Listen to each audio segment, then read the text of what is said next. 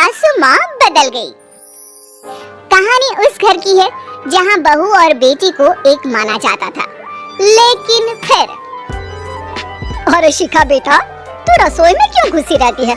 जा, रोटी मैं बना लूंगी। नहीं नहीं माँ जी, आप बैठिए, बस सारा खाना बन ही गया है। श्वेता को बोल देती हूँ, वो खाना लगा देगी सबका। सॉरी भाभी, मेरे पास वक्त नहीं है। माँ, मुझे पैसे देना, पार्लर जाना है। हाँ हाँ चली जाना, भाभी को भी ले जाना।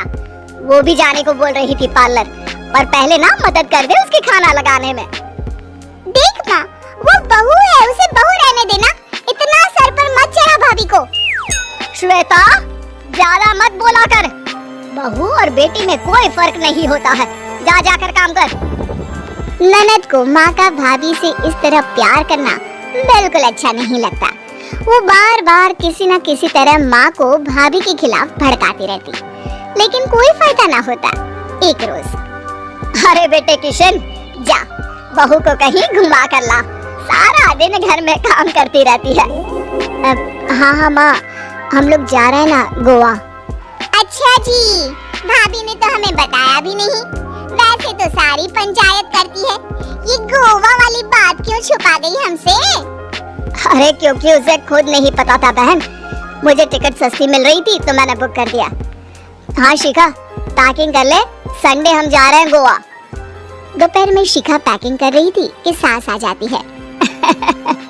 ये क्या बहू, साड़ियाँ? अरे गोवा जा रही है घूमने या फिर शादी में मायके हैं?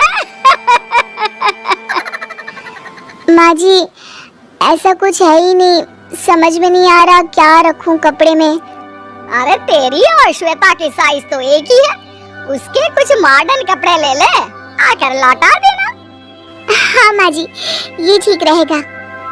शिखा श्वेता के पास जाती है और उससे कपड़े मांगती है। ना जी ना, मैं अपने कपड़े ना दूं, वैसे भी फैल जाएंगे मेरे कपड़े, बहुत महंगे वाले हैं। शिखा मुंह लटकाकर कमरे में आ जाती है तो सास कहती है, चल तैयार हो जा, तुझे मैं शॉपिंग करा कर लाती हूँ गोवा की। बस फिर क्या था, सास बहू निकल जाते हैं मार्केट और एक से बढ़कर एक ड्रेस खरीद कर घर आते हैं। पहले बता देती कि नए कपड़े दिलाने वाली है भाभी को, तो मैं अपने ही दे देती ना भाभी को, मुझे दिला देती नए कपड़े। देख श्वेता, परिवार का मतलब सबके साथ रहना होता है, ना कि सिर्फ अपना सोचना। वैसे भी तुझे अच्छे संस्कार सीखने चाहिए। और रही बात कपड़ों की, तो शिखा, आज से घर पर भी तू मॉडर्न कपड़े ही पहनेगी, कोई जरूरत नहीं है ये साड़ी वाड़ी लपेटने की। अब क्या था, घर पर श्वेता और शिखा एक जैसे रहते। एक बार पड़ोसन आती है। अरे बेटा, अपनी माँ को तो बुलाना, जरा बात करनी है। शिखा सास को बताती है और रसोई में चली जाती है। ये आपकी बेटी बहुत बड़ी हो गई है, इसके लिए एक रिश्ता है, कहो तो बता दूं। ये बेटी नहीं बहू है, घर में सब एक जैसा ही रहता है। वैसे मेरी बेटी भी बड़ी हो गई है, कोई रिश्ता हो तो जरूर बताना। पड़ोसन रिश्ता लेकर उन लोगों के घर आती है। तब श्वेता की होने वाली सास कहती है, तो ये घर है, कितने मंजिल का है? और ये बहू ने आपकी क्या पहन रखा है, जीन्स टॉप? अरे भाई, साड़ी वाड़ी नहीं है क्या इसके पास? देखिए, सर्दी है तो साड़ी में बहू कैसे मैनेज करती, वैसे पहनती है साड़ी भी।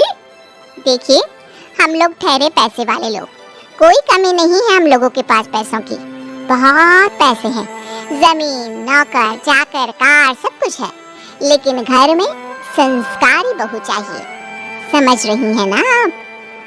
सास कुछ कहती कि श्वेता बोल पड़ती है, हाय रे, नौकर चाकर से लेकर जमीन, कार, पैसा, हाँ मुझे रिश्ता मंजूर है मुझे। अरे रुक जा श्वेता, मैं बात कर रही हूँ ना। देखिए, हम लोगों के घर इतनी आजादी नहीं मिलेगी।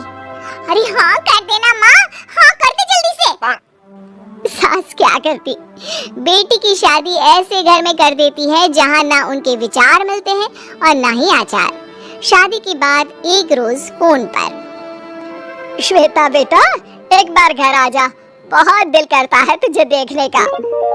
माँ वो घर पर बहुत काम होता है, कैसे आऊँ? बड़ा घर है लेकिन आने जाने वालों की लाइन ही लगी रहती है। बेटा मैं तो जानती थी उस घर का हाल, लेकिन तू ही नहीं मान रही थी। माँ देख, हर घर का यही हाल है। तेरी बेटी को यहाँ घूंघट हटाने की परमिशन नहीं है और एक तरफ भाभी स्कर्ट पहनकर घूम रही है। बेटा मुझे क्या पता था कि मेरी बेटी को ससुराल के नाम पर पिंजरा मिल जाएगा। अच्छा माँ, फोन रखती हूँ, सास को गर्मा गर्म रोटी खिलानी है। तुम लोगों की तरह नहीं कि एक रोटी बनाओ, एक सब्जी बनाओ, फिर सारा दिन फ्री होकर घूमो। सास फोन तो रख देती है, लेकिन सोच में पड़ जाती है कि एक तरफ बेटी जिसे कोई आजादी नहीं, वहीं दूसरी तरफ बहू जिसे देखकर लगता ही नहीं कि उसकी शादी भी हुई है। अगले रोज, शिखा, अरे ओ शिखा। हाँ माँ, क्या हुआ? कुछ चाहिए आपको? मैं जिम जा रही थी। जिम के कपड़ों में बहू को देखकर सास को घूंघट में अपनी बेटी का ख्याल आता है। देख बहू, घर में बहू की तरह रहा कर। इतने टाइट कपड़े पहनकर जिम जाना पसंद नहीं मुझे। जा जाकर रोटी बना। रोटी? माँ अभी तो शाम के 6 बजे हैं, इस वक्त रोटी? अब क्या मेरे खाने पीने पर भी पहरा है? अरे जब मर्जी तब मैं अपने घर में खा भी नहीं सकती क्या? बहू को अजीब लगता है।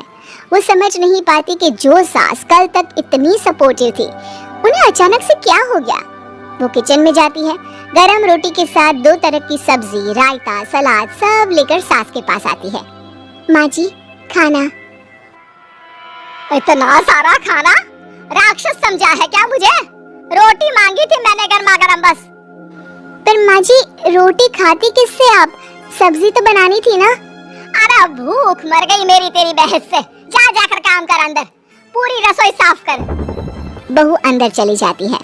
थोड़ी देर में श्वेता घर आती है। अरे शिखा, जल्दी से चाय ला, पकवान बना, मेरी बेटी आई है।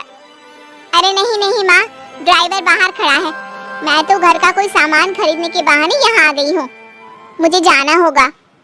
अरे बेटा, पर कितने दिनों बाद देख रही हूँ तुझे, रहने आ जाना 2-4 दिन के लिए। आ जाऊंगी माँ, जब मेरी सास मरेगी तब। मैं तो रोज मन्नत मानती हूँ कि मेरी सास मर जाए तो अच्छा है। अच्छा जा रही हूँ माँ। हे भगवान, कैसे कैसे दिन देखने पड़ रहे हैं मेरी बेटी को। सास अंदर जाती है, जहाँ श्वेता की जिम वाली सहेली का फोन आया होता है। क्या बात है, आज जिम नहीं आई?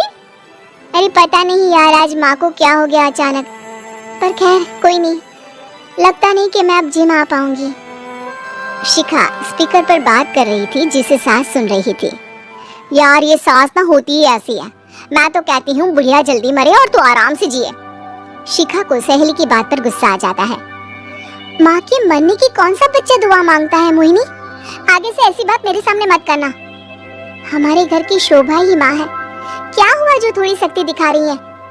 उसमें भी कोई ना कोई उनकी भलाई ही होगी। मैं तो कहती हूँ भगवान मेरे जैसी सास सबको दे, जो सिर्फ माँ की तरह है। सास वाली तो कोई बात ही नहीं है उनमें। सास ये बात सुन रही थी।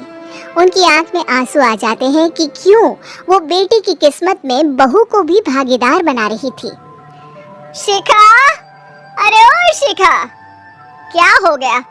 जिम नहीं जाना क्या?